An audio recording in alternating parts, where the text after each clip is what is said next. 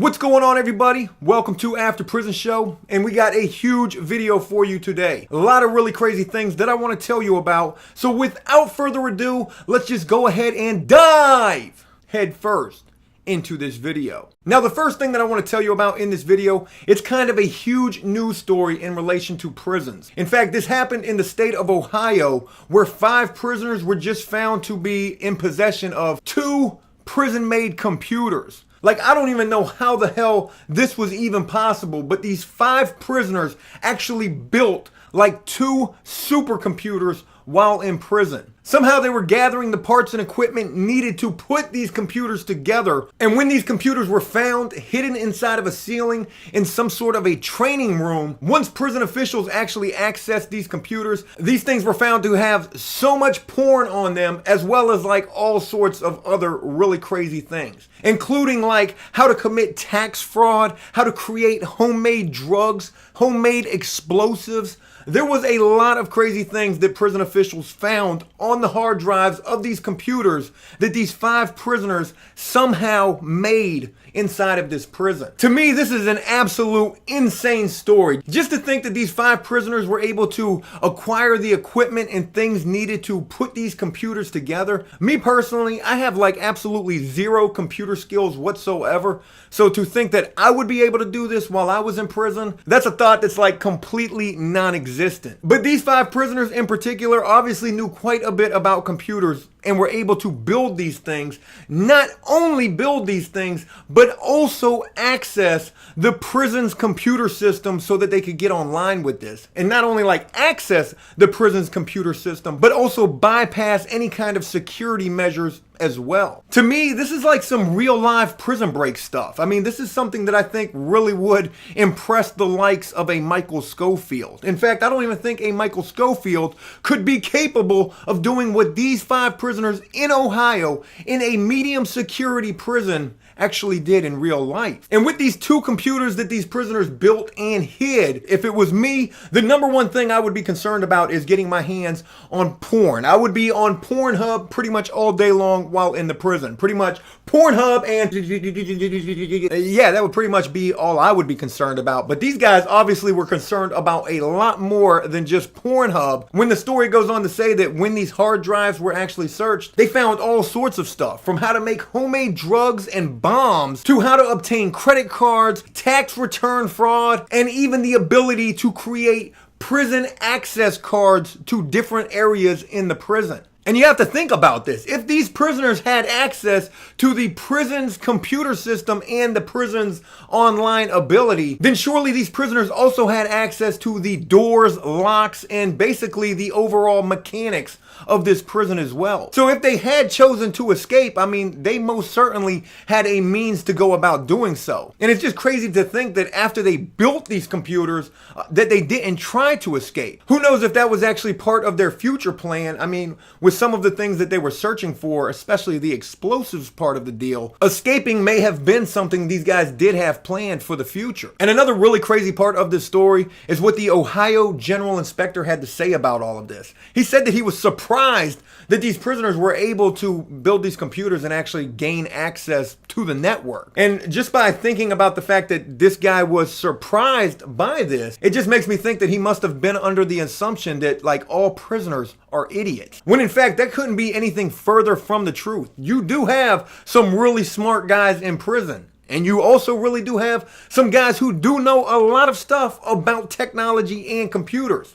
and how to build them, and how to connect them to a prison network, obviously. This story also goes on to say that these prisoners were able to access this online capability inside the prison through their inmate computers. Now, I'm not exactly sure what they're referring to when they say the inmate computers. That could really mean a lot of different things. In fact, in the classrooms in a prison where prisoners will go to take classes for either like a GED or maybe some special class that prison offers, there are computers in the classrooms for prisoners to do the schoolwork for whatever that class is. So I'm quite sure that is definitely how they were accessing this online online capability that they had. But there's another thing that I want to throw into this as well, and that is the fact that prisons and jails all over the country are right now getting away from anything dealing with mail, actual letters being written and sent into prisoners. So what this means is that these prisons and jails are actually moving more towards more technology that prisoners are having access to. With the fact that they're trying to do away with actual handwritten letters and mail because of all of the contraband that can come in that way, prisoners now have access to email, and in some cases can even buy basically like little prison tablets.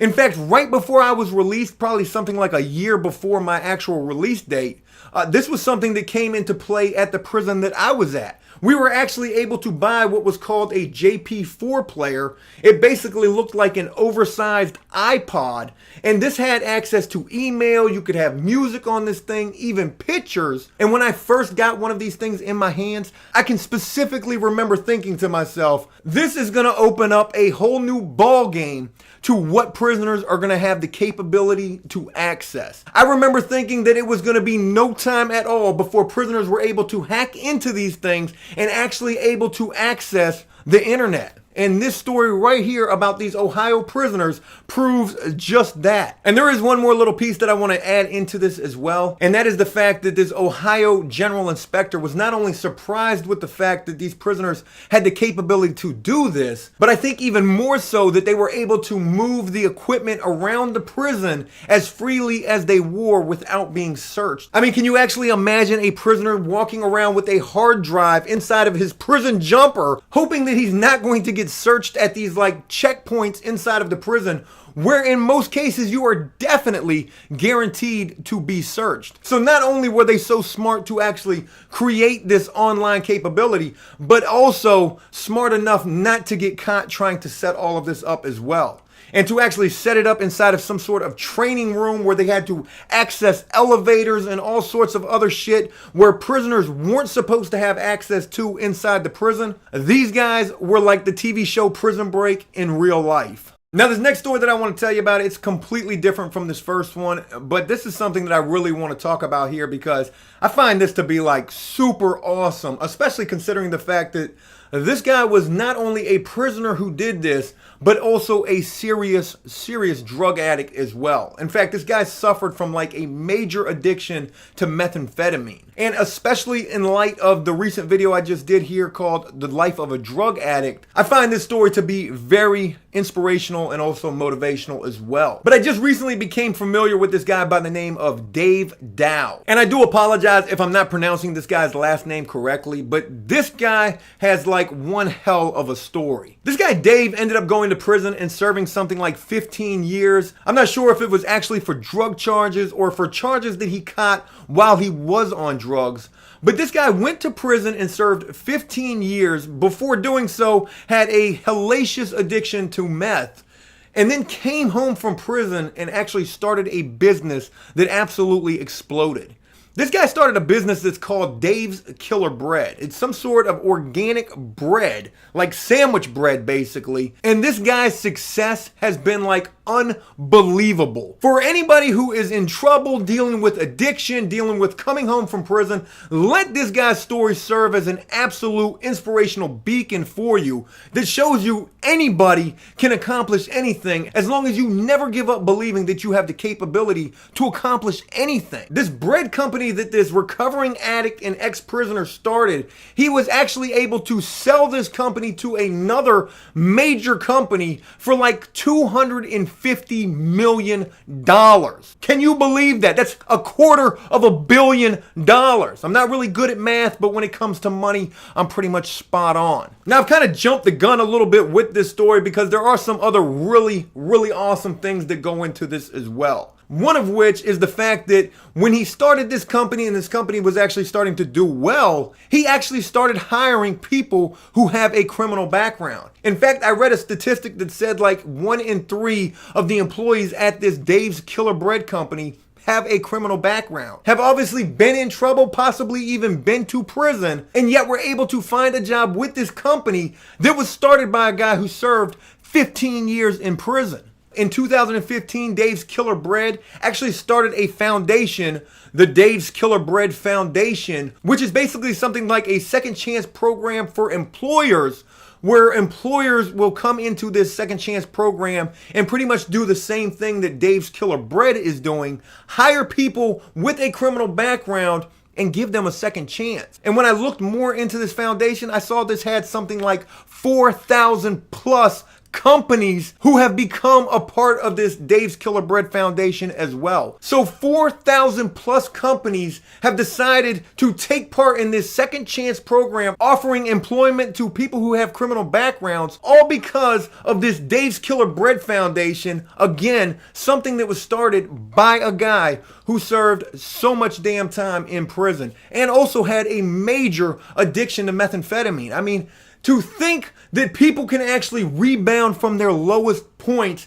and really do something amazing with their lives, you may think that's not possible at all. But this guy has definitely done that and then some in relation to actually bouncing back from one's lowest point in life. There's one last story that I want to tell you about in this video, and it kind of deals with AfterPrisonShow. In fact, this is a huge story that I want to tell you about. I'm not sure if you've seen it or not. I've been tweeting about this. People have been tweeting this to me. I've actually posted this on Instagram as well. But just, I think like yesterday, an interview came out with yours truly right here, Oh Joe, by the British Broadcast Centre. I think that's what it stands for, BBC. I don't want to say the word BBC because I already know what the comments are going to be filled with because of BBC. But with all of the jokes aside, I just got to say that this was a huge thing. And I am absolutely 100% completely honored for this opportunity that this British broadcast offered to AfterPrisonShow. I think it was a really cool thing. I mean, this is like the biggest news media source in the UK that reached out to AfterPrisonShow, wanted to put this little thing together about AfterPrisonShow right here. And it really was an honor to have that happen. Now, I want to tell you a crazy little story about this as well. It's kind of embarrassing, actually. But when this woman first reached out to me about this interview, I was completely excited. I thought, man, this is great. This is a really great thing. Well, this interview basically came together like that. I mean, from the moment that she emailed me in the morning, literally like 3 hours later, I was sitting in front of the camera and the computer doing this interview via Skype. It was a little overwhelming, I have to say that. And it's crazy to think this, but here's the reason why. This is actually what I consider to be like the first time I myself have ever been interviewed. I'm always the one who's doing the interview, always the one trying to tell the people who are interviewing for AfterPrisonShow, doing videos for the content here, you know, hey, take it easy, just be comfortable, be yourself. Just consider the camera like that third person in the conversation. And it's crazy because all of this stuff that I try to tell other people about how to be comfortable doing these interviews, this was a first time experience for me personally. I've never been the one getting interviewed. Now, I've most certainly been the one getting interrogated before. Had this been more of an interrogation, I probably would have felt a lot more comfortable. If they would have actually taken the lights and put them right in my face and been like, tell us the story, tell us what you did, I'd have probably been a lot more comfortable with that. But for whatever reason, again, this was like an overwhelming thing. And to be honest with you, I thought that I like completely botched this. You know, this was probably one of the biggest opportunities for AfterPrisonShow. Here is BBC wanting to reach out and interview us here at AfterPrisonShow, and I may have just totally messed all of this up. But surprisingly, this actually came out really awesome. So I do want to send a special thank you to the British broadcast people, and also send a major shout out to the entire APS Army/family for being a part of this and helping all of this come to fruition. That's a huge word for Joe to be using, but this is a really important thing that we're talking about here. So sometimes big words are important when you're talking about really serious stuff. Fruition. And not only did this go surprisingly like really well, I also received an email from the same woman this morning telling me that on the BBC website, this is like the third most viewed video there. This whole AfterPrisonShow montage that they put together about us right here. So I will be including a link to that interview in the comments down below. Please make sure you check it out and let me know what you think. And with that, that's it. I really hope you enjoyed this video, and if you did so, please leave a like and a comment letting me know exactly what you thought about it. As always, enjoy life, the free world, never take a moment for granted, and make the most of every day. Peace! Let's give a few shout outs. We haven't done that in a while, but let's start with Twitter. Rob Sim, Cactus Does Gaming, me, Jacob, Andrew Webster, CFH Revolution, and the Tactical Think Tank. Thanks to all of you for retweeting yesterday's tweet. From Instagram, let's shout out Albino Boy 69, Pardon, Summer of Like, Dimitri Kafiskaki, I always mispronounce that name, Tim Deviser, and Sloppy Engineer. From yesterday's horrible workout video, let's shout out The O Gamer, Just Some Random Guy, Sean J, Carthago De Linda Established, Alien Rope, ICFTW, I'm pretty sure I know what FTW means, and Showtime Kick 123. Thanks to all of you and to everyone else, and until next time, peace!